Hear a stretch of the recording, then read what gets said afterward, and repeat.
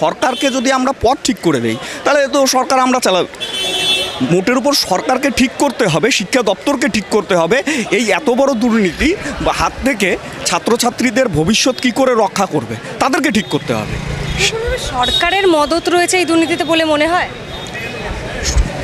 ভারতবর্ষের মাটিতে এরকম একটা সরকার চলছে যে এখানে দুর্নীতি বা সরকারের মদত ছাড়া কোনোটাই হয় না। এখানে যা কিছু ঘটনা ঘটে সরকারের মদতেই ঘটে।